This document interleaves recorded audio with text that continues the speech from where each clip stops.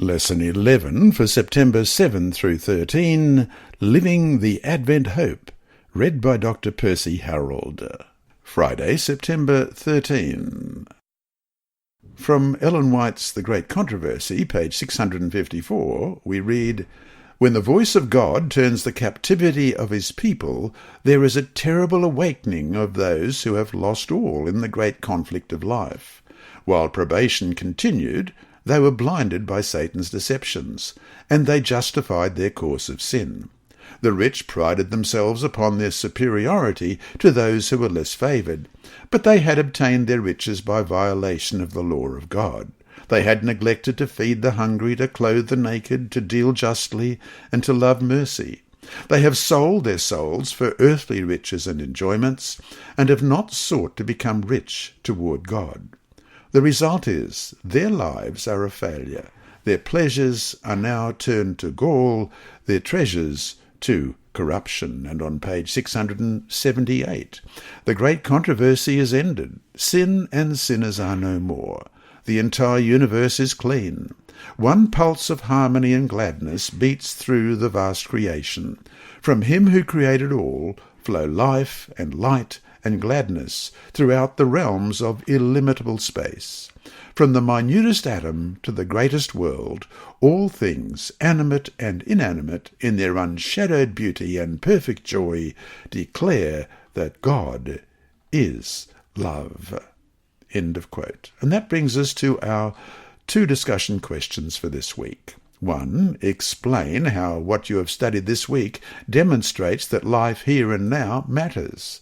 Compare this with the belief some hold that we need not worry about this life and this world because God will destroy it all and start again.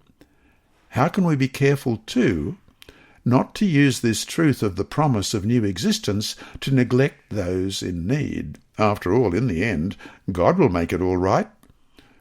Even more important, how can we make sure we don't become one of those who have used this truth to exploit others? 2. The Seventh-day Adventist understanding of Bible prophecy expects evil, trouble, and suffering to increase as we get nearer to the return of Jesus. When such things happen, we often refer to Matthew 24. How should we view these tragedies in the light of Matthew 25? And to summarize this week's lesson, our God will not allow evil to continue forever. The Bible's great hope is the return of Jesus to bring an end to evil, to heal injustice, and to create a new world as it was meant to be. Built on the resurrection of Jesus, this hope transforms today and gives courage to our service for God and others as we wait for his return. Inside Story.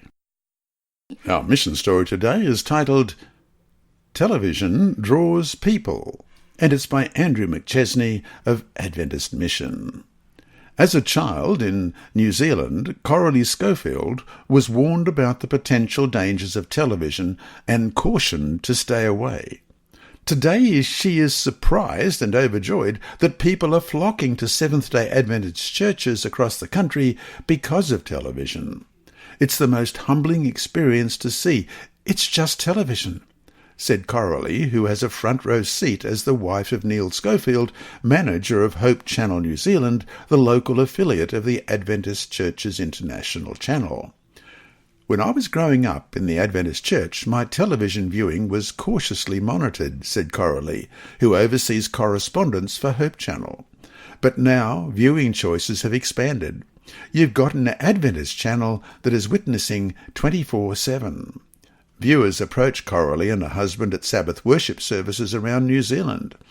At one church, an older couple told how an adult daughter had been flipping through the channels and stopped on Hope Channel.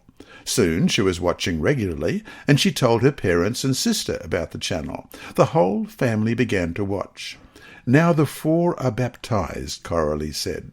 At another church, Coralie heard about a woman who walked in off the street one Sabbath and asked for Bible studies. When the pastor arrived at her home, he found 11 women waiting to study the Bible. The woman had invited 10 friends. Half of them have been baptized now. Hope Channel began free-to-air broadcasts across New Zealand in 2016 with help from a 13th Sabbath offering. Today it has a monthly viewership of about 200,000 people, or 5% of the population according to market researcher Nielsen. The Adventist Church was about 12,000 members in New Zealand, a country with a highly secularised society where the church has struggled to make inroads. Viewers surface in unexpected places. While flying domestically, Neil Schofield was working on his laptop and a fellow passenger saw the Hope Channel logo on his screen. "Are you associated with Hope Channel?" the stranger asked. The man introduced himself as a pastor of another Christian denomination in Auckland and said that he and his 15 and 18-year-old daughters watched only Hope Channel. "I just find it very humbling to be part of the process, to meet these people and see the absolute joy on their faces," Coralie said. "It is like they've come home." And you may be aware, you may not be aware, that this service of the reading of the Adult Sabbath School Bible Study Guide is transmitted from Hope Channel Australia, and many of you who listen as the audio podcast get it from that source when you click on the website. Sorry for that little commercial, but I trust that this week you will have a great Sabbath. You have been listening to a reading of the Adult Sabbath School Bible Study Guide by Dr. Percy Harold from Queensland, Australia. This service is brought to you by Hope Channel, the Sabbath School Department, and Christian Services for the Blind. Remember, God is always faithful.